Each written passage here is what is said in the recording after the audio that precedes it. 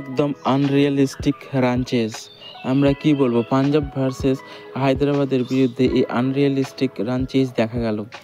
আমরা যখন প্রথমে পাঞ্জাবের খেলা দেখেছিলাম, পাঞ্জাব 245 রান করে ফেলেছিল 20 ওভারে, তখন আমরা ভাবতে পারিনি যে এইরকম সানরাইজার্স হায়দ্রাবাদ খেলা খেলবে। আর হায়দ্রাবাদই পারতো এই রানটা চেস করতে, না হলে কোনো টিম পারতো না এই রান চেস করতে। কারণ 245 প্রথমে ব্যাট করতে এসে রান করা আর পরবর্তীকালে 245কে চেস করা, এটা একটা বিশাল বড় টার্গেট। আর সেটা সেই পারে যার টিমের ডেপথ আছে। হায়দ্রাবাদের টিমের ডেপথ তো আছে, কিন্তু তারা প্রথম ম্যাচ জিতেছিল কিন্তু পরপর ম্যাচ হেরে গেছে, ফলে তাদের মধ্যে কনফিডেন্সের অভাব ছিল। কিন্তু এই রান চেসটা তাদের মধ্যে বিশাল পরিমাণে কনফিডেন্স ভরে দেবে। কারণ 18.3 ওভারে 247 রানকে চেস করা মুখের কথা নয়। আর এটা সম্ভব হয়েছে শুধুমাত্র ট্রাভিস হেড আর অভিষেক শর্মার জন্য। 245 রান যখন করেছিল পাঞ্জাব সুপার কিংস, তখন হায়দ্রাবাদ প্রথমে পরে করে ব্যাট করতে আসে এবং ব্যাট করতে এসে দেখিয়ে দেয় যে তারা কেন সানরাইজার্স হায়দ্রাবাদ। কারণ এসেই শুরু করে ট্রাভিস হেড আর অভিষেক শর্মা শো। কারণ ট্রাভিস হেড শোয়ে টুল্লা এমনভাবে খেলছিল, 37 বলে 66 রান করেছে। প্রথম ওভারে ট্রাভিস হেড হিট করেছিল, কিন্তু তার পরবর্তীতে শুধুমাত্র অভিষেক শর্মা হিট করতে থাকে। ট্রাভিস হেড অন্যদিকে এক সাইড হয়ে ম্যাচ দেখতে থাকে, আর Abhishek Sharma back to back 6-4 মারতে থাকে। ট্রাভিস হেড এই ম্যাচে 37 বলে 66 রান করেছে, 9টা 4 মেরেছে আর 3টা মাত্র ছক্কা মেরেছে। ওই হিসাবে যদি অভিষেক শর্মার ইনিংস দেখা যায়, অভিষেক শর্মা 55 বলে 141 রান করেছে। 55 বলে যে 141 রানে একটা আতসী পাড়ি খেলেছে অভিষেক শর্মা, এর জন্যই হায়দ্রাবাদ ম্যাচটা জিতে ফেলেছে মাত্র 18.5 ওভারে।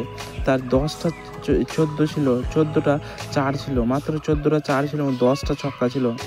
এক ইনিংসে 10টা ছক্কা মেরেছে অভিষেক শর্মা, দিয়ে রেকর্ড তৈরি করে দিয়েছে 55 বলে 141 রান। আর 2-1টা বলে আউট না হলে সে 20 ওভারে 150 রানের রেকর্ড গড়ে তুলতো। এখন পর্যন্ত সে সবচেয়ে হাইস্ট স্কোরার। 55 বলে 141, সে 10টা ছক্কা মেরেছে আর 14টা 4। সে প্রথম থেকে যেভাবে খেলেছে, যদিও সে 2-1টা জীবনদান পেয়েছে, সে নো বল হয়েছিল ইয়াসরাজ ঠাকুরের বেলা, কিন্তু তবুও তার পরবর্তী ইনিংসে যদি আমরা দেখি তাহলে দেখব শুধুমাত্র সে নির্ভয়ে ছক্কা 4 মেরে গেছে। এবং এত বড় যে একটা রান চেস 245, যে একটা অসম্ভব রান চেস তাকে সম্ভব করে ফেলেছে শুধুমাত্র অভিষেক শর্মার জন্য। অভিষেক শর্মা আর ট্রাভিস হেড এই দুজনের ওপর নির্ভর করছিল যে এই রানটা চেস হবে কিনা। কারণ বারবার ধারাভাষ্যকর বলছিল এই দুটো উইকেটের মধ্যে যদি একটা উইকেট পড়ে যায়, আর্লি উইকেট যদি চলে আসে, তাহলেই হয়তো রান চেসটা থেমে যেতে পারে পাঞ্জাবের। কিন্তু সেটা করেনি, হায়দ্রাবাদ রানটা চেস করে ফেলেছে মাত্র 18.5 ওভারে। আর তারপরে ফিনিশ করেছে হেনরি ক্লাসেন 14 বলে 21 রান করে, আর ঈশান কিষান দুজন মিলে ম্যাচটা ফিনিশ করেছে। আর আমরা যদি দেখি যে পাঞ্জাবের বোলাররা সবচেয়ে বেশি মার খেলেছে। অর্শদীপ সিং 4 ওভারে 37 রান দিয়ে একটা উইকেট পেয়েছে।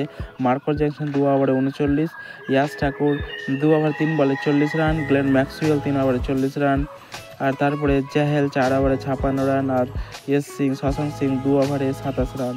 ওভারঅল 247 রান চেজ হয়ে গেল 18.3 ওভারে।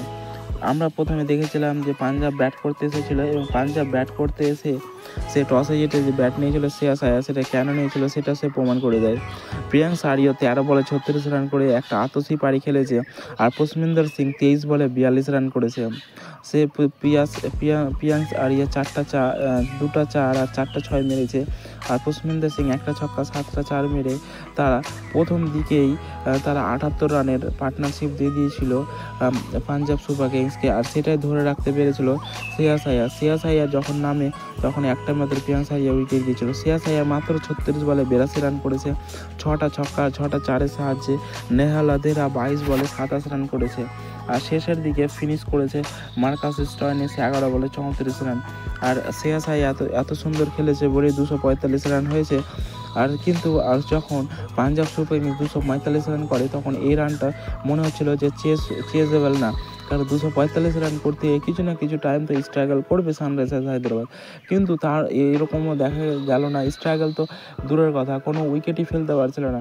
যেমনটা প্রথমেই যেমন উইকেট ফেলতে পারছিল না সানরাইজার্স হায়দ্রাবাদ, ঠিক পরবর্তী ইনিংসে সেকেন্ড ইনিংসে পাঞ্জাবের এত ধুরন্ধর বোলার হয়েও উইকেট ফেলতে পারছিল না।